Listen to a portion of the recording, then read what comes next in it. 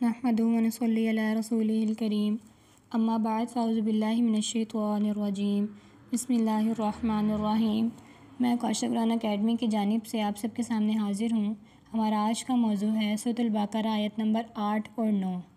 آیت وَمِنَ النَّاسِ مَن يَقُولُ آمَنَّا بِاللَّهِ وَبِالْيَوْمِ الْآخِرِ وَمَا هُم بِمُؤْمِنِينَ۔ ترجمہ: کچھ لوگ وہ ہیں جو کہتے ہیں کہ ہم اللہ پر اور یوم آخرت پر ایمان لے آئے، حالانکہ وہ حقیقت میں مومن نہیں ہیں۔ يُخَادِعُونَ اللَّهَ وَالَّذِينَ آمَنُوا وَمَا يَخْدَعُونَ إِلَّا أَنفُسَهُمْ وَمَا يَشْعُرُونَ۔ ترجمہ: وہ اللہ کو اور ان لوگوں کو جو واقعی ایمان لا چکے ہیں دھوکہ دیتے ہیں، اور حقیقت تو یہ ہے کہ وہ اپنے سوا کسی اور کو دھوکہ نہیں دے رہے، لیکن انہیں اس بات کا احساس نہیں۔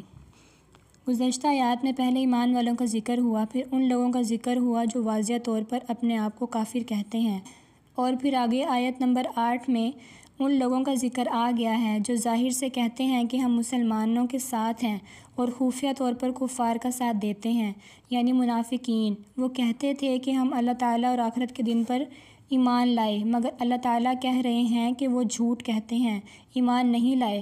حدیث شریف میں سے منافق کی نشانیاں بتلائی گئی ہیں، اس میں سے بھی پہلی یہی ہے، جب بولے گا جھوٹ بولے گا، جب وعدہ کرے گا وعدہ خلافی کرے گا، اور جب اس کے پاس امانت رکھی جائے گی اس میں خیانت کرے گا۔ تو یہ منافق کی نشانیاں بتلائی ہیں۔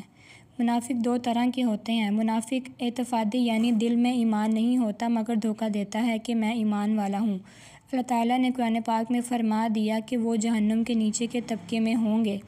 دوسری نشانی منافق عملی یعنی ایمان رکھتا ہوگا مگر کبھی مسلمانوں کے ساتھ کبھی کفار کے ساتھ عمل بھی کرتا ہے، ایمان بھی ہے مگر ساتھ نہیں دیتا۔ مسلمانوں کو اللہ تعالیٰ طبقات سے ہمیں دور رکھے۔